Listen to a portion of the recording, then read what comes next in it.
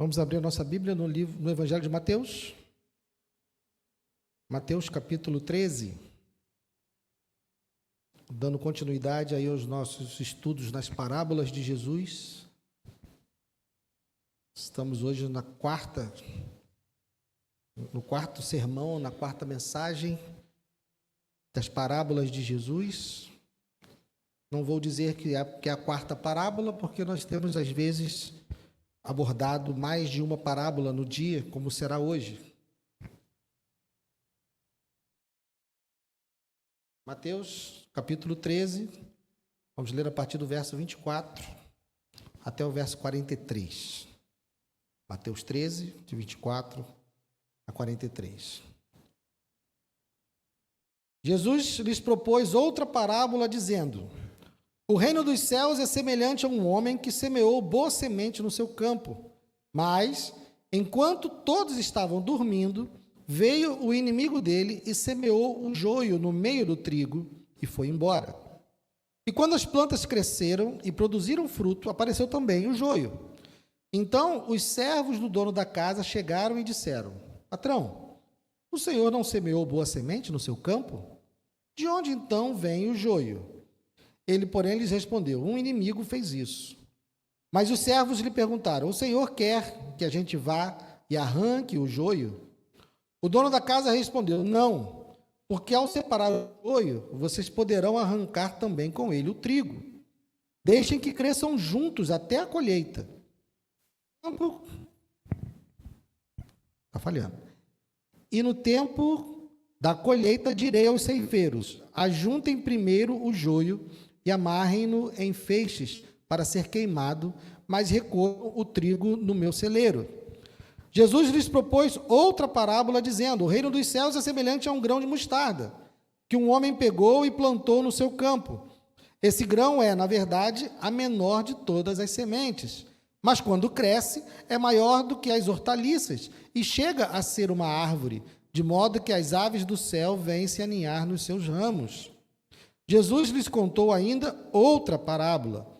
O reino dos céus é semelhante ao fermento que uma mulher pegou e misturou a 3 medidas de farinha, até ficar tudo levedado. Jesus disse todas essas coisas às multidões por parábolas, e sem parábolas nada lhes dizia. Isso aconteceu para se cumprir o que foi dito por meio do profeta: abrirei a minha boca em parábolas, publicarei coisas ocultas desde a criação do mundo. Então, despedindo as multidões, Jesus foi para casa. E aproximando-se dele, os seus discípulos disseram: explique-nos a parábola do joio do campo. E Jesus respondeu: o que semeia a boa semente é o Filho do homem. O campo é o mundo. A boa semente são os filhos do reino. O joio são os filhos do maligno. O inimigo que o semeou é o diabo.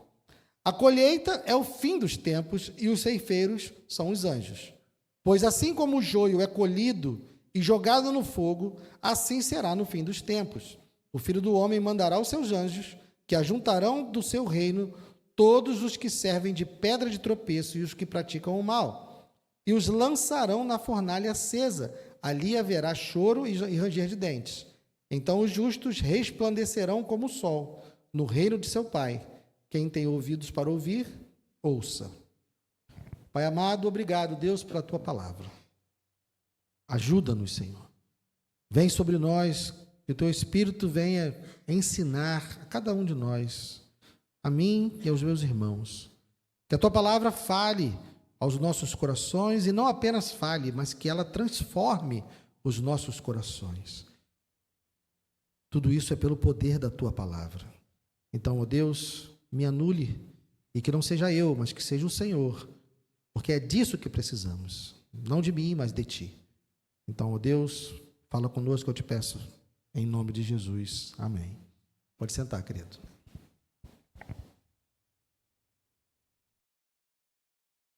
Domingo retrasado, quando falamos da parábola do semeador e dos solos, nós vimos que as Escrituras sempre mostram que só há 2 tipos de pessoas.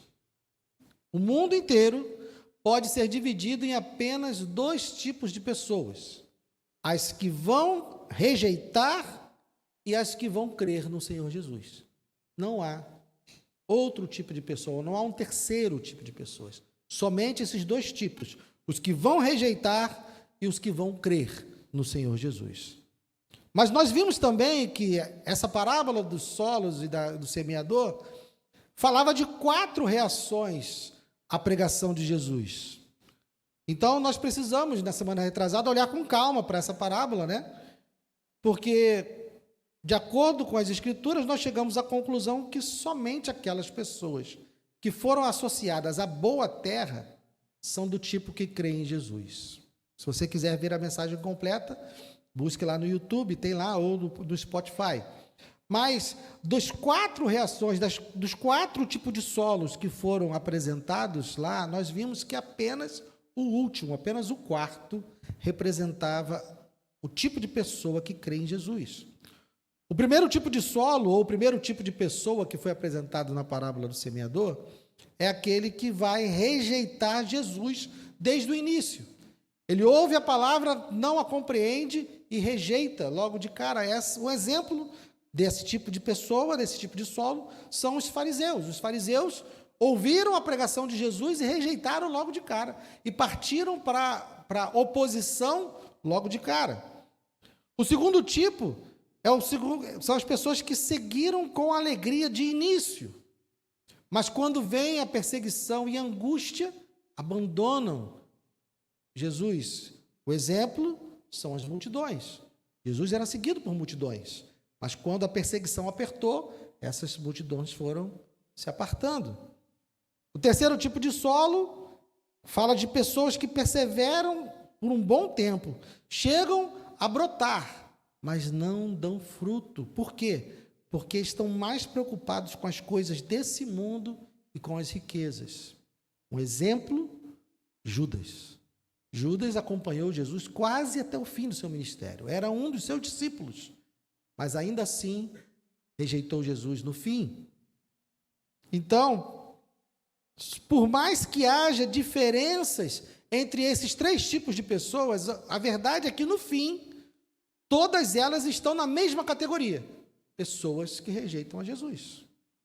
Então, nós vimos que, apesar da parábola do semeador apresentar 4 tipos de pessoas, 3 são tipos de pessoas que rejeitam a Jesus, e um é aquele que crê, aquele que recebe a palavra de Deus.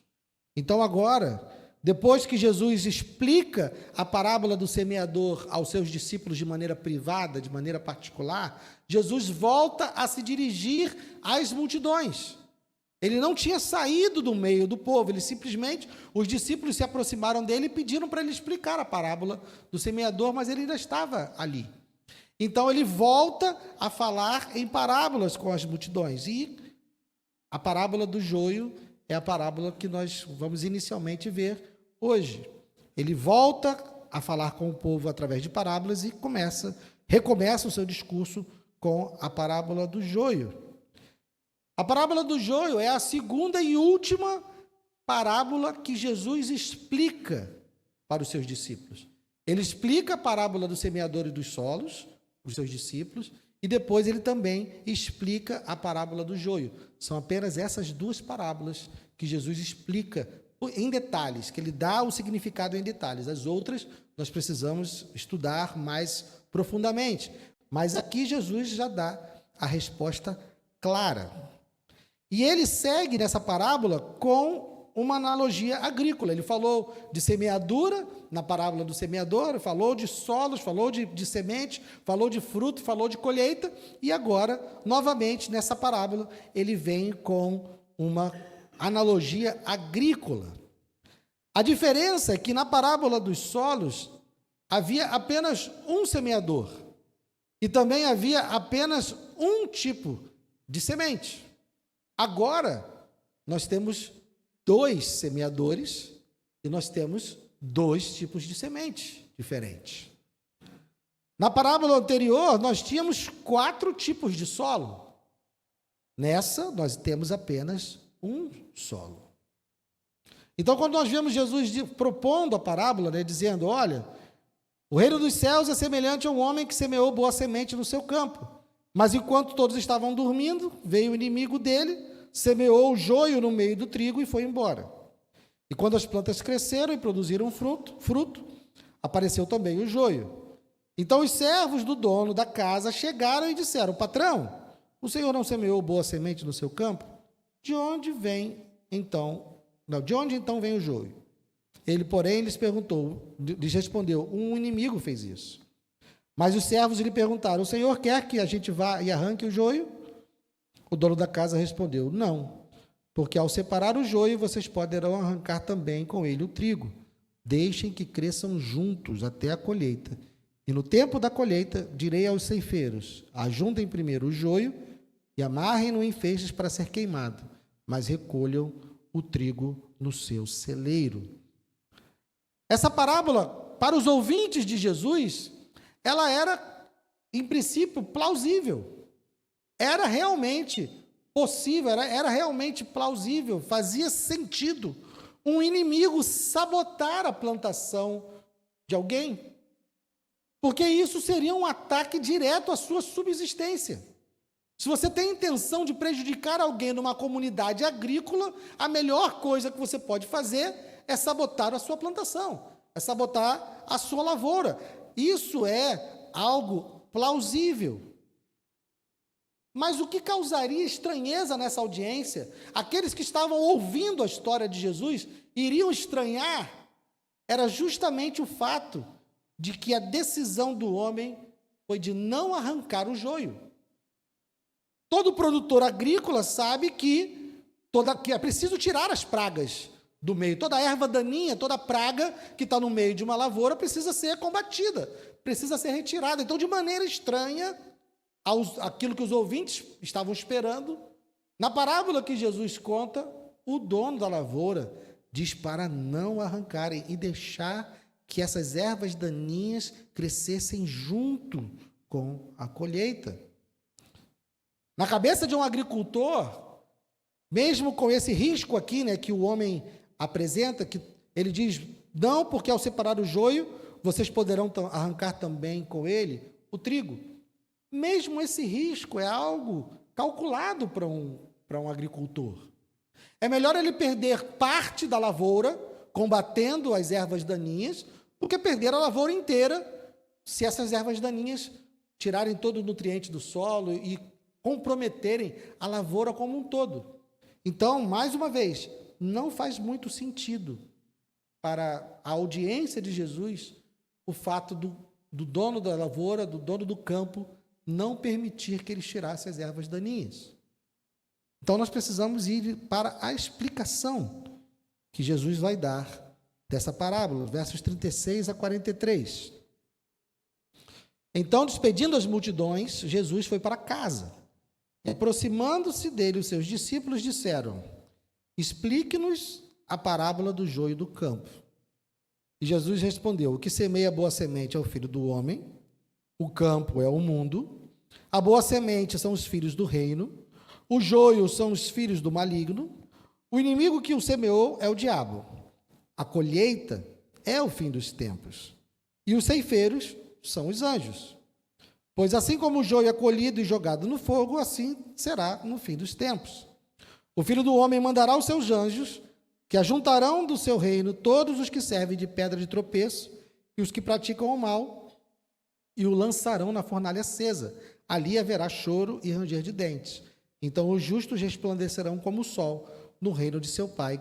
Quem tem ouvidos para ouvir, ouça. Então nós vimos que essa parábola tem dois semeadores. Um semeador é o próprio Cristo, que se apresenta como o Filho do Homem. O outro semeador é o diabo. Vimos também que temos duas sementes. Uma são os filhos do reino e a outra, os filhos do maligno. Até aí, todos vocês, a grande maioria de vocês, provavelmente já ouviu. O problema agora está na questão do campo. Jesus diz que o campo é o quê? Verso 38, o campo é o mundo. Talvez você já tenha escutado esse texto ser pregado em outras ocasiões. Talvez você já tenha escutado mensagens baseadas nessa parábola. Mas o que Jesus afirma aqui, que o campo que está sendo semeado com filhos do reino e com filhos do maligno, não é a igreja, é o mundo. Essa alegoria de que essa parábola está falando da igreja, essa alegoria é atribuída a Agostinho, que viveu lá no século 3, 4 da era cristã, e que é reproduzida até hoje. Muitos repassam essa alegoria, mas a afirmação direta que Jesus dá da explicação dessa parábola é que o campo onde foram semeados filhos do reino e filhos do maligno é o mundo. Jesus está apenas confirmando aquilo que nós falamos no início. Só há dois tipos de pessoas no mundo: as que vão rejeitar Jesus e as que vão crer. Só há os filhos do maligno e os filhos do reino. E isso, irmãos, se você estiver estranhando essa afirmação, eu quero que você veja que essa afirmação está presente desde o início das Escrituras. Deixe marcado aí Mateus e vamos lá em Gênesis capítulo 3. Volte aí, Gênesis capítulo 3. Vamos ver as duas descendências, as duas linhagens que vão povoar a terra.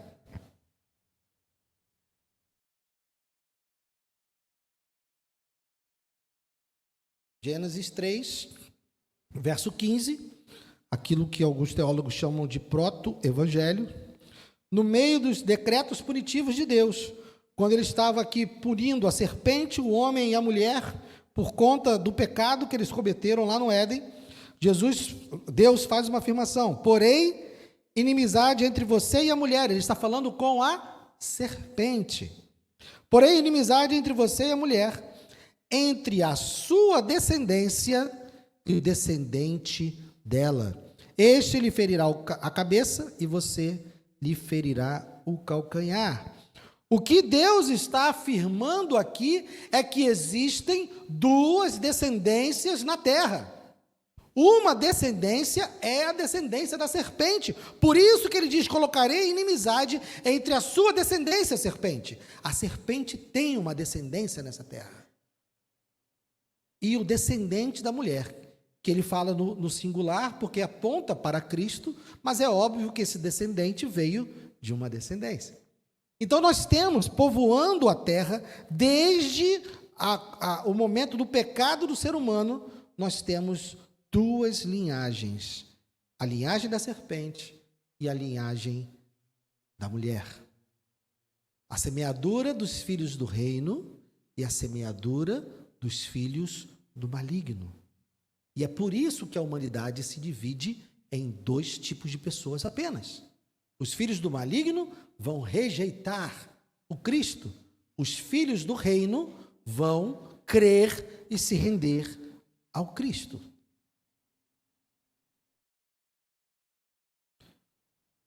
Mas a grande questão é, e você pode estar se perguntando: mas Guilherme, isso já tinha ficado claro na parábola do semeador. Você já tinha falado sobre isso. Jesus já tinha falado sobre isso na parábola do semeador. Sim. No entanto, essa outra parábola, essa parábola do joio, nos traz uma advertência importantíssima diante dessa verdade. Diante da verdade de que na Terra, no planeta Terra, só existem dois tipos de pessoas: filhos do reino e filhos do maligno, aqueles que vão crer e aqueles que não vão.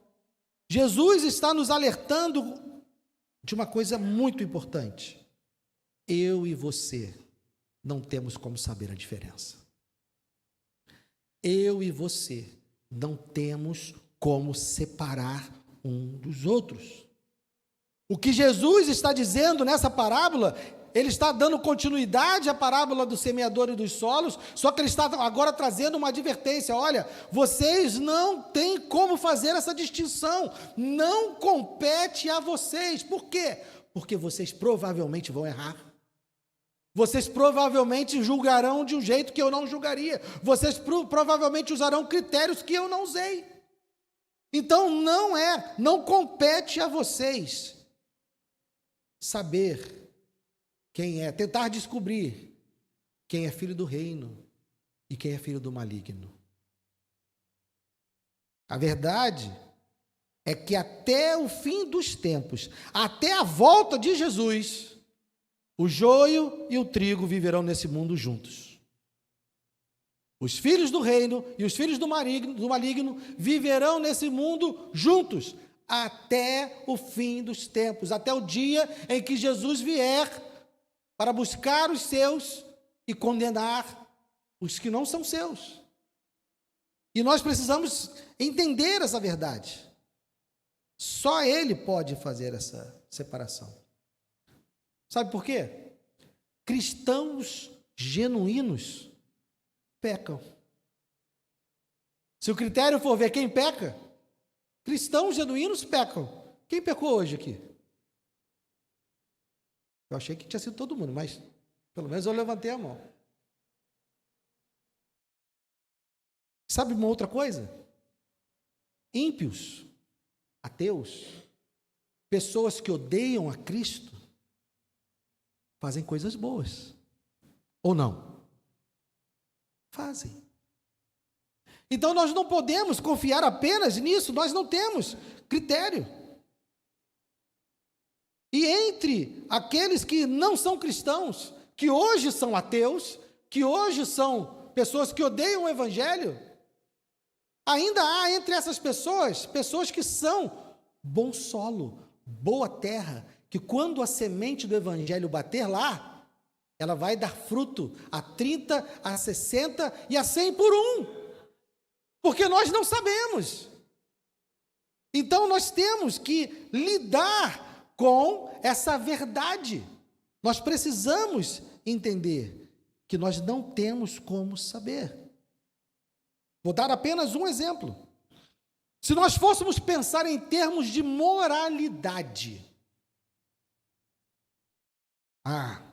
pessoas que defendem essas ideias, pessoas que defendem tais comportamentos, se nós fôssemos pensar apenas em moralidade, as pessoas daquela época iam colocar os fariseus entre os filhos do reino ou entre os filhos do maligno? Provavelmente entre os filhos do reino. Eles não eram os maiores defensores da palavra de Deus? Eles não eram os maiores defensores da obediência aos mandamentos de Deus? Mas quando Cristo veio, chamou eles de quê? Hipócritas. Então, de acordo com o nosso julgamento, nós chamaríamos de filhos do reino aqueles que Deus chamou de filhos do maligno. Conheço várias pessoas que hoje se sentem filhos do reino simplesmente por conta de algumas posições morais. São contra o aborto, são contra as drogas, mas não mostraram ainda frutos dignos de arrependimento. E acreditam que são filhos do reino só por causa disso. Por outro lado, também conheço pessoas que são lutadores por justiça social, comprometem a sua vida para proteger aqueles que são mais frágeis da sociedade, os pobres, e estão lutando por isso. E eles, por isso, porque eles acreditam nessas coisas, porque eles fazem essas coisas, também acreditam que são filhos do reino. Mas também essas pessoas ainda não demonstraram fruto digno de arrependimento. Ou seja, tanto um quanto o outro, tanto um grupo quanto o outro, se não se arrependerem dos seus pecados, mesmo defendendo coisas que um cristão defenderia, mesmo lutando por coisas que a palavra de Deus considera importantes, tanto um quanto o outro, no último dia, serão lançados na fornalha, onde há choro e há ranger de dentes, porque moralidade não salva ninguém. Mas então, de que maneira nós, que somos filhos do reino, vamos nos defender então dos filhos do maligno? Porque são inimigos. Deus disse lá em Gênesis o quê? Porém, inimizade. Então, nessa parábola, o joio não é apenas alguém que está crescendo junto. Ervas daninhas competem, agridem a plantação. Nós estamos vivendo num mundo que é hostil aos filhos do reino, porque os filhos do maligno estão em oposição. Estamos todos aqui nessa terra. Então, como nós vamos nos defender? E aí, eu vou responder uma pergunta que talvez alguém tenha feito e diga: Guilherme, mas onde é que entra a parábola da mostarda e onde é que entra a parábola do fermento? Você não falou delas até agora, e é disso que elas estão falando. Foi por isso que Mateus colocou essas duas parábolas meio que presas aqui, entre a parábola do joio e a explicação da parábola do joio. Por que essas parábolas estão aqui no meio? Porque Mateus colocou essa moldura, meio que aprisionou elas entre a parábola do joio e a explicação da parábola do joio. É porque Mateus queria que nós percebêssemos que essas parábolas estão ligadas, que essas parábolas tenham algo a ver com a explicação, com a parábola do joio.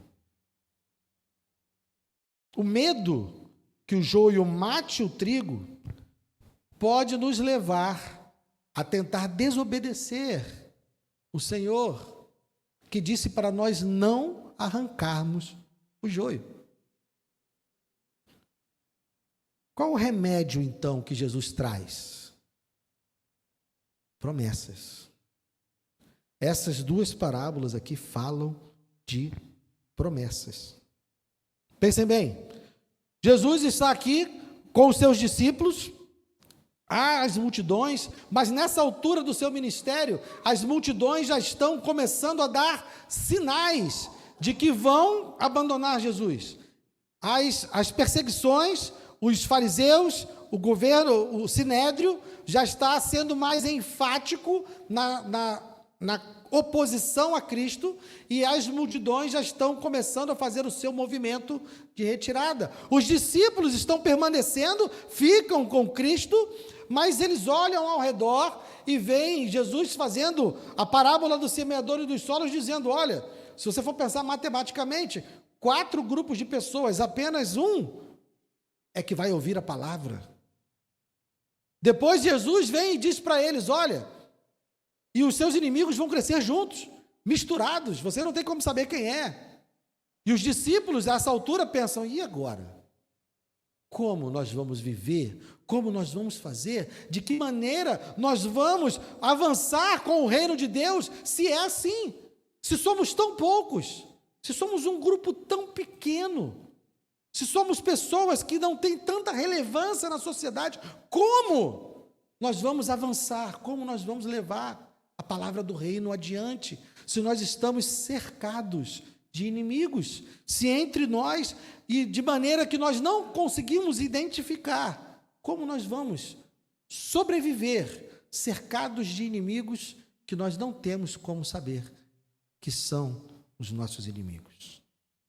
Então Jesus apresenta a primeira parábola, a parábola da mostarda, da semente de mostarda, né? Jesus propôs, verso 31, outra parábola dizendo: o reino dos céus é semelhante a um grão de mostarda que um homem pegou e plantou no seu campo. Esse grão é, na verdade, a menor de todas as sementes, mas quando cresce é maior do que as hortaliças e chega a ser uma árvore, de modo que as aves do céu vêm se aninhar nos seus ramos. Um pequeno parêntese aqui. A semente da mostarda não é a menor das sementes que existem. Você pode estar pensando aí: Guilherme, a palavra de Deus errou, porque disse que a semente da mostarda é a menor semente que existe. Não é.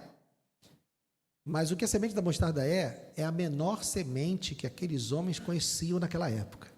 Naquela região, para aquele grupo que Jesus está falando, a semente da mostarda era a menor semente que eles tinham. E esse grupo de discípulos, pequeno, eles estão agora ouvindo de Jesus que, do mesmo jeito que a semente da mostarda é pequena, mas dá origem a uma árvore. Porque quando a mostarda é plantada, ela brota e pode chegar ao tamanho de uma árvore. Não quer dizer necessariamente que ela vai chegar, mas ela pode chegar ao tamanho de uma árvore de 1,5 metro. Comparado com o tamanho da semente, Jesus está dizendo: não se preocupe com o seu tamanho. Não se preocupe com essa composição de agora, porque vocês darão muito fruto. Vocês vão crescer, vocês vão avançar, mesmo cercado de inimigos, mesmo com dificuldades, vocês vão avançar. Jesus está dizendo que o reino de Deus vai avançar, o reino dos céus vai avançar, mesmo que comece com algo pequeno, como um grão de mostarda. É aquele grupo pequeno de discípulos que vai permanecer, e a partir dele, a partir desse pequeno grupo, Deus vai fazer a sua igreja crescer. A segunda parábola, a parábola do fermento, 33, Jesus contou ainda outra parábola. O reino dos céus é semelhante ao fermento que uma mulher pegou e misturou em 3 medidas de farinha, até ficar tudo levedado. Fermento, irmãos, normalmente na palavra é associado a coisas negativas. Nesse caso, em específico, pelo contexto, pelo fato dela estar ligada à parábola do grão de mostarda, pelo fato dela estar ligada à parábola do joio, essa conotação que Jesus está trazendo é uma conotação positiva. O que Jesus está dizendo para os seus discípulos é: quando essa igreja, quando esse grupo estiver então entremeado com o mundo, são vocês que vão contagiar o mundo. São vocês que vão transformar o mundo. Não é o mundo que vai transformar, são vocês. Ele está comparando a igreja aqui ao fermento, que quando misturada na farinha, faz com que a massa cresça. Então ele está dizendo, é a igreja que vai entrar no mundo e fazer a transformação, e vocês vão crescer. Jesus está usando essas parábolas para confortar os seus discípulos diante das verdades que ele apresentou na parábola do semeador e na parábola do joio. São poucos, em meio a muitas dificuldades, cercados de inimigos, mas vocês vão avançar, vocês vão crescer. Mais à frente, Jesus vai ser mais enfático nessa promessa: a igreja avance. Aí Mateus, capítulo 16.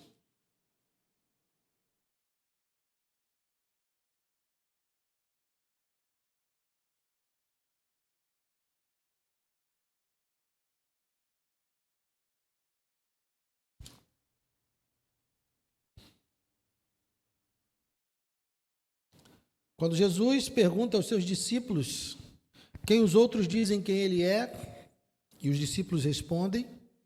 Depois ele pergunta aos discípulos: e vocês, quem dizem que eu sou? E Pedro responde, verso 16.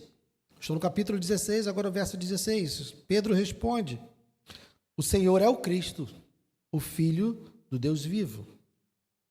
Então Jesus lhe afirmou: bem-aventurado é você, Simão Barjonas, porque não foi carne e sangue que revelaram isso a você, mas meu Pai que está nos céus. Também eu lhe digo que você é Pedro, e sobre esta pedra edificarei a minha igreja, e as portas do inferno não prevalecerão contra ela. Jesus estava dizendo com a parábola da mostarda e com a parábola do fermento para os seus discípulos que eles não deviam temer. E aqui ele afirma a Pedro que as portas do inferno jamais prevalecerão contra a igreja. Não importa quantos inimigos haja, não importa que nós estejamos plantados no meio dos filhos do maligno, nós não temos que nos preocupar com isso. Nós precisamos fazer aquilo que ele mandou que nós fizéssemos, pregar o evangelho, porque nós não sabemos quem é filho do maligno e quem é filho do reino. E a única maneira de nós sabermos é como eles responderão ao evangelho.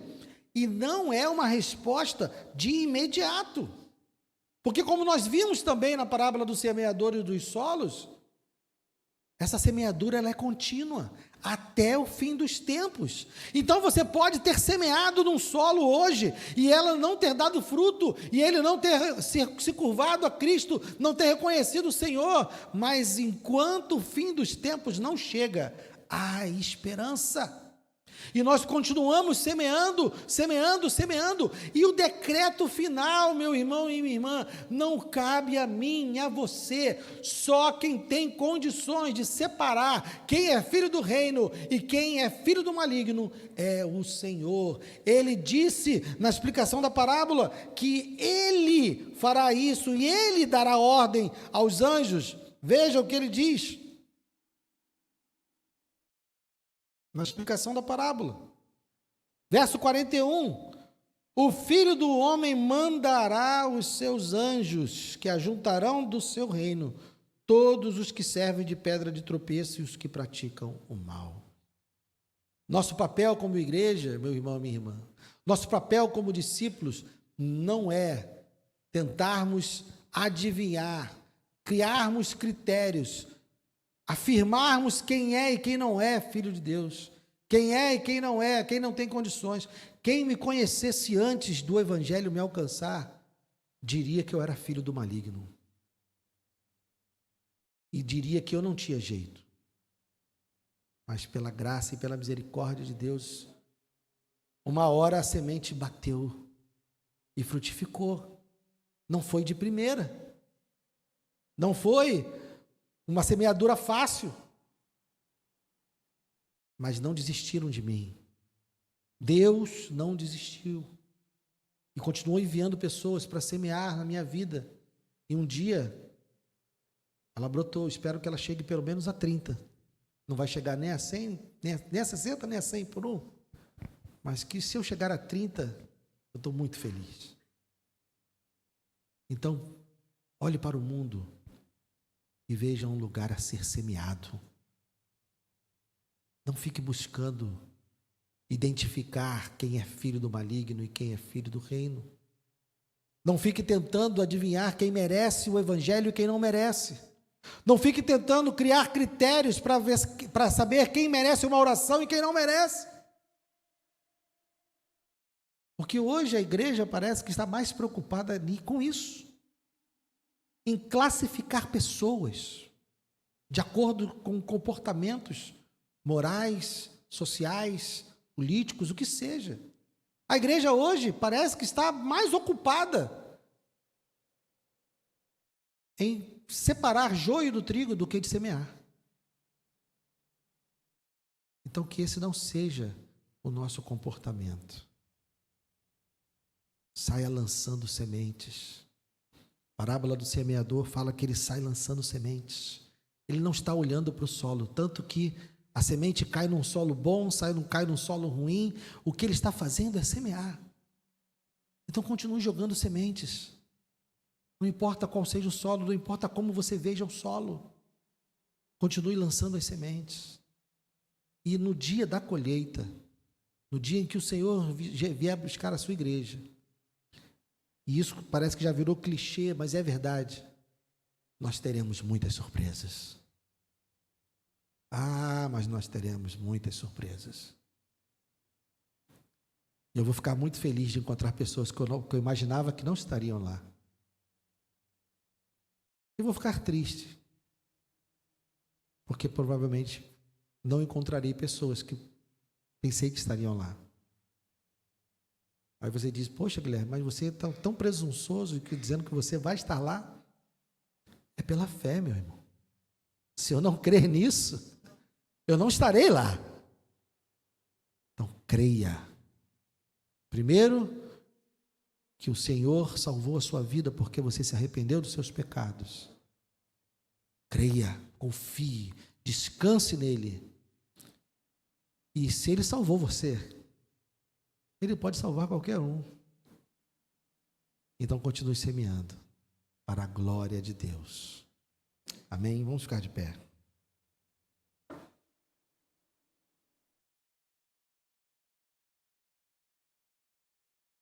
Não tema o joio. No salmo que nós lemos no início, Salmo 27, Davi nos diz: o Senhor é a minha luz e a minha salvação, a quem temerei? O Senhor é a fortaleza da minha vida, a quem temerei? Não tema, porque o temor pode nos fazer desobedecer. Olhamos para o mundo e vemos a inimizade do mundo, e vemos a agressividade do mundo, porque a palavra diz que eles são os nossos inimigos, são nossos adversários, eles querem. Nós olhamos para eles e podemos ter medo e acabar fazendo o que não é para fazer. Então não tema. O mundo pode se levantar contra a igreja, o mundo vai se levantar contra a igreja, mas nós como igreja não fomos chamados para combater, nós como igreja não fomos chamados para guerrear contra eles. Quem guerreia as nossas guerras é o Senhor. Ele venceu todas as guerras e Ele continua sendo vencedor, porque Ele sabe quem é quem. Nós não sabemos. Então não tema, pregue o evangelho, ore, peça a Deus para salvar, ame aquele e aquela que parece que não deve ser amado, aquele ou aquela que é difícil de ser amado, que é diferente de nós, mas creia que o Senhor pode salvar qualquer um. E que aquela pessoa que você torce o nariz, aquela pessoa que você vira o rosto, ela pode ser um filho do reino. Enquanto aquela pessoa que você bajula, aquela pessoa que você trata com cortesia, pela maneira como se veste, pelas ideias que defende, ela pode ser um filho do maligno. Então trate todos como filhos do reino. E pregue. Pai amado, obrigado, Senhor. Obrigado pela Tua palavra. Obrigado, Deus, por corrigir os nossos parâmetros. As parábolas do Teu Filho, que nos apresentam sempre dois tipos de pessoas. E a Tua palavra que nos mostra que sempre, desde sempre, só existiram dois tipos de pessoas nesse mundo. Mas o Teu Filho fez questão de deixar essa parábola, fez questão de deixar esse ensinamento, para que nós não incorrêssemos no erro de tentar identificar quem é quem. É verdade, há filhos do reino e há filhos do maligno. É isso que a Tua palavra nos garante. Mas a Tua palavra também diz para nós não nos preocuparmos, porque o Senhor, no devido tempo, vai fazer essa separação. Até lá, nós devemos semear, pedindo a Deus para que a semente caia na boa terra e que ela dê fruto e que haja salvação. Oh Deus, salva vidas, oh Deus.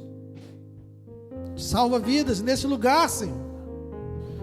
Que essa igreja, que essa parcela da Tua igreja, que se reúne aqui no Jardim Alvorada, Deus, seja um instrumento de salvação nas Tuas mãos, Senhor.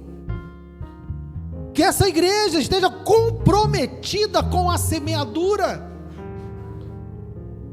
não na expectativa de que um ou outro seja o pregador, seja o que vai anunciar o Evangelho, mas que Teu Espírito nessa noite coloque no coração de cada um de nós um amor que não é de palavras, um amor que não é da boca para fora, é um amor que vai, é um amor que busca, é um amor que vai e prega o Evangelho.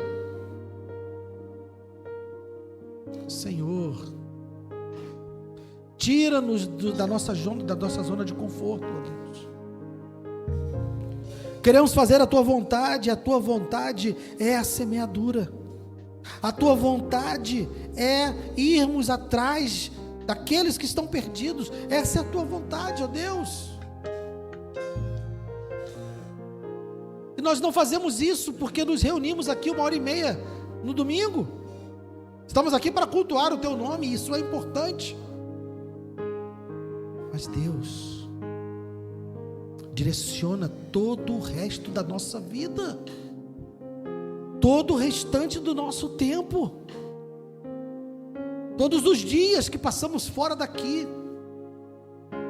O que tem ocupado a nossa mente, o que tem ocupado o nosso coração, o que tem nos movido, o que nos faz levantar na cama da manhã. Visita o nosso coração, Deus. Ilumina as trevas que pode haver nele. E que nós sejamos confrontados pela tua palavra. Mas não nos deixe acomodados, ó Deus. Nós queremos fazer a tua vontade. Nós queremos obedecer a tua palavra. Nós queremos amar como o Senhor nos amou. Oh Deus, precisamos amar como o Senhor nos amou. Obrigado, Deus, por essa noite, pela tua palavra. Leva-nos em paz para os nossos lares, mas não sem antes nos fazer meditar sobre que propósitos temos na vida. Onde estão os nossos sonhos? Onde estamos acumulando tesouros? Onde está o nosso coração? Muito obrigado, em nome de Jesus. Amém.